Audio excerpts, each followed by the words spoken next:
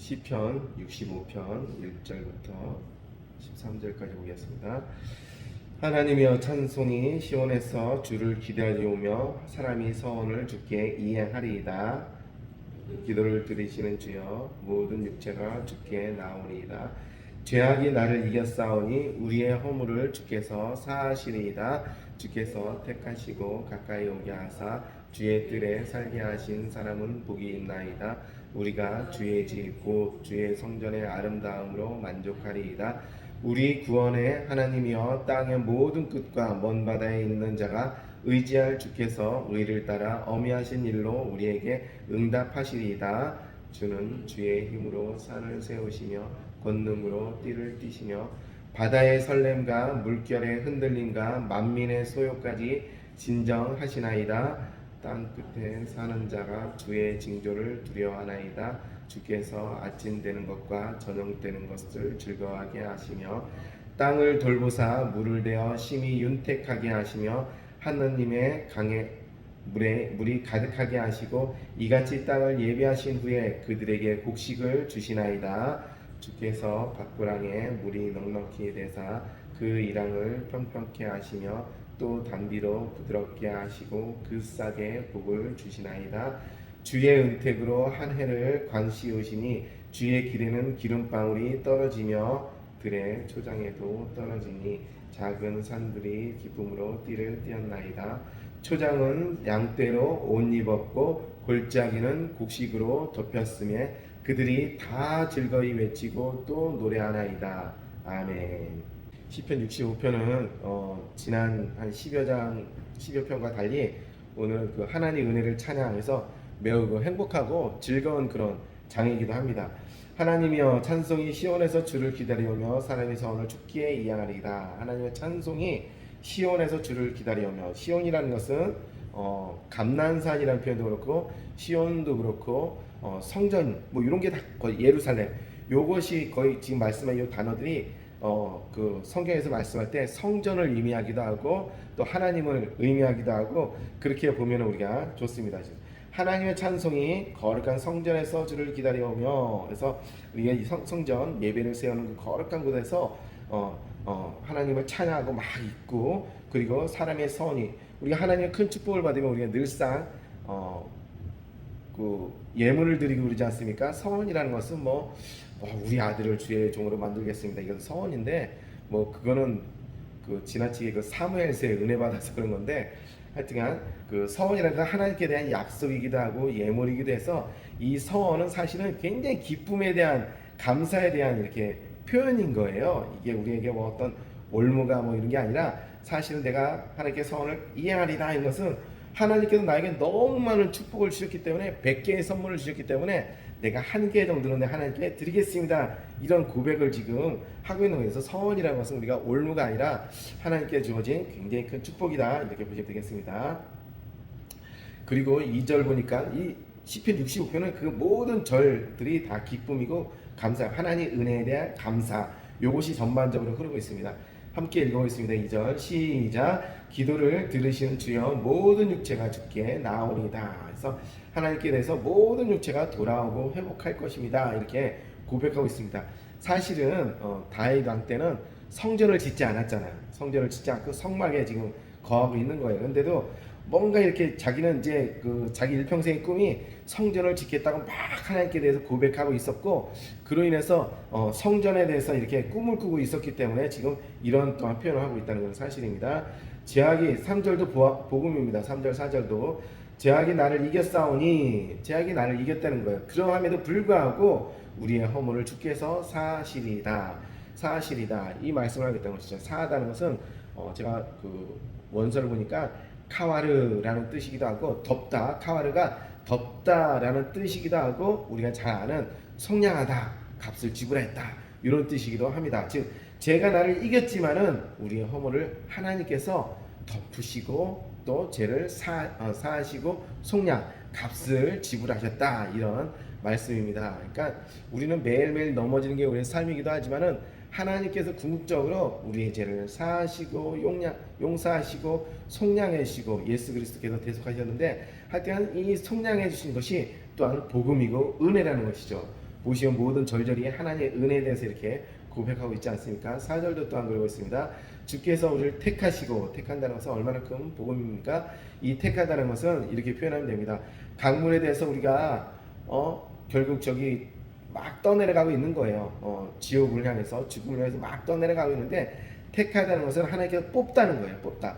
나를 뽑으시고 뽑으시고 가까이 오게 하사 주의 뜰에 살게 하신 사람은 복이 있도다. 하나님께서 주의 뜰, 우리가 밟는 모든 땅에 하나님께서 축복의 땅으로, 구원의 땅으로 구별하시고 축복의 통로로 삼으셨는데, 그것이 바로 큰 복이시고, 우리가 우리의 주의 집, 곧 주의 성전의 아름다움으로 만족하리이다. 그렇죠. 하나님 주께서 주신 성전에 대해서 우리가 만족하고 감사할 것밖에 없는 것이 우리의 인생이라 이렇게 고백할 수가 있습니다. 9절 10절을 한번 우리 볼까요? 9절 10절은 미래에 대한 축복이기도 한데 9절 10절 우리 함께 읽어보겠습니다. 시작. 땅을 돌보사 물을 대어 심히 윤택하게 하시며 하나님의 강에 물이 가득하게 하시고 이같이 땅을 예비하신 후에 그들에게 곡식을 주시나이다. 주께서 밖구랑에 물을 넉넉히 대사 그 이랑을 평평하게 하시며 또 단비로 부드럽게 하시고 그 싹에 복을 주시나이다. 아멘. 저는 지난 일주일 동안 매일매일 하루하루 뜨거우니까 이게 적응이 안 되는 것 같아요. 낮에는 막 걸어 다니긴 하지만은 막 이렇게 그냥 바로 그냥 햇빛이 막 화살처럼 따끈따끈따끈하게 쏘니까 정신없고, 밤에 돼도 역시 막 계속 뜨거워서 적응이 안 되는데, 근데 이 말씀은 9절 10절 이 말씀 우리가 봄철을 생각하면 될 것 같아요. 봄철에 모든 걸 파종했는데 대한민국 봄에도 비가 안 오면 그냥 먼지가 풀풀 나지 않습니까? 그럼 뭐를 심은들 거기가 되겠어요? 이스라엘 땅은 우리도 그 천수답이라 그러잖아요. 옛날에는 다 하늘에서 물을 줘야지만 모내기를 할 수 있었고, 뭐 다 곡식을 심어도 뭐 비가 와야지 되는 거잖아요. 이스라엘은 완전 천수답이에요. 완전 천수답. 하나님께서 왜 그 땅을 젖과 꿀이 흐르게 하시는가 하면, 우리가 성경적으로 봐서 야 이스라엘 땅 가면 젖과 꿀이 흐르나 보다 이렇게 하지, 실제로 딱 가잖아요. 광야예요. 광야. 사막이에요. 사막. 거기서 뭐가 살 수 있는 그런 땅이 아닌 거예요. 즉 하나님께서 비를 주시지 아니한다면 젖과 꿀이 아니라 완전히 광야예요. 먼지가 풀풀 나고 양 사막처럼 40도씩 빵 올라갔다가 결코 뭐가 될 수 있는 것이 아니에요. 그런데 이 구절이 그래서 이 시편 65편 이스라엘 사람들에게 어마어마한 진짜 꿈에서나 볼 수 있는 축복인 거예요. 아주 상상의 그런 거예요. 땅을 돌보다 물을 대어 윤택하게 하시며, 봄에 우리가 먼지가 풀풀 나는데, 로테리 뭐 논에 쳐놔도 먼지가 풀풀 나는데 거기가 흠뻑 젖으면 우리 어떤 생각합니까? 야 땅이 막 기름져 보이지 않습니까? 논이 막 풀풀 나던 그 새끼 물이 딱 데워지면은 막 이렇게 약간 검은색으로 바뀌면서 야 기름진 땅처럼 막 보이고 그러지 않습니까? 그것을 말하는 거예요. 땅에 물을 대하시며 윤택하게 하시며 하나님의 강에 물이 가득하게 하시고 이같이 땅을 예비하신 후에 그들에게 곡식을 주시나이다.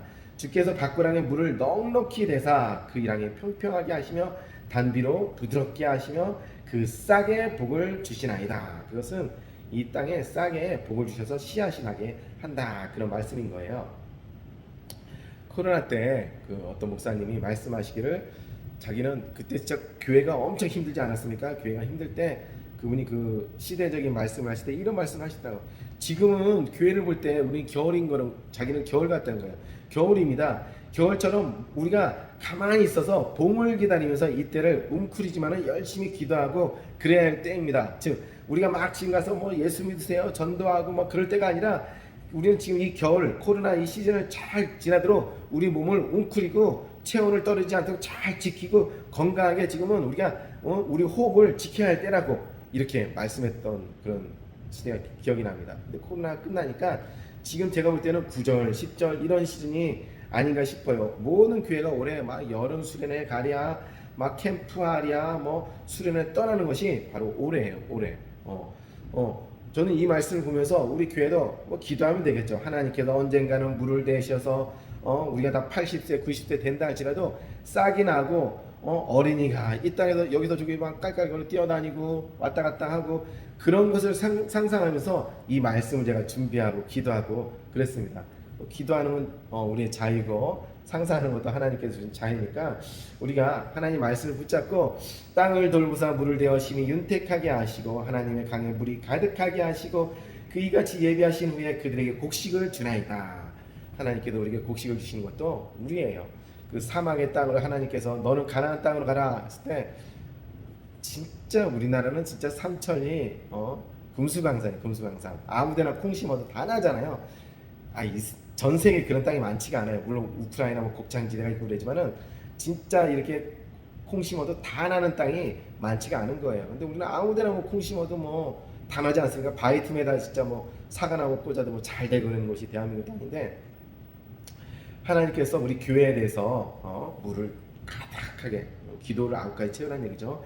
가득하게 채우시고 가득하게 데워주시고 성령의 물을 가득하게 데워주시고 또 땅을 예비하신 후에 그들에게 곡식을 하나님께 이 땅에 곡식을 그냥 열매들을 이렇게 많이 나게 해주신다. 그런 오늘 축복의 말씀입니다. 65편은 이 시편은 매우 즐거운 시예요. 다윗이 하나님의 은혜에 대해서 그냥 계속 찬양하고 고백하고 하나님께 주신 이런 축복을 우리에게 주실 것이다. 이런 약속의 말씀을 한 겁니다. 오늘도 우리가 일기는 매우 뜨겁고 덥지만은 저는 농사를 잘하면 우리 어머니가 왜 여름에 덥습니까 하면 원래 콩 끝에 콩이 꽃이 펴서 그 꽃을 맺을 때 이 끝에서 표현을 그렇게 하죠. 불꽃이 따닥따닥 피어야지만이 열매를 잘 맺힌다고. 왜 여름에 이렇게 뜨겁습니까? 콩 끝에 불꽃이 따닥따닥 피기 위해서 열매를 맺기 위해서 이렇게 뜨거운 거라는 이런 표현을 하는 것 같아요. 저는 그렇게 이해를 했어요. 오늘도 날씨가 따닥따닥 뜨겁지만은 불꽃 튀게 뜨겁지만은 다 가을에 풍성한 곡식을 해서 뜨거우니까 견디시고 우리가 또 하나님께서 주어진 땅의 물을 대사 심히 윤택하게 하시고 강의 물을 가득하게 하시고 땅을 예비하신 후에 곡식을 주신다. 그리고 그 싹에 그리고 담비를 부드럽게 하시고 그 싹에 복을 주시나이다. 싹에 복을 주시는 하나님을 또 기대하면서 또 우리 방국교회도 싹을 틔우고 열매를 맺는 것을 하나님께 기대하고 기도하는 저와 여러분 되기를 주님의 이름으로 축복합니다. 기도하겠습니다.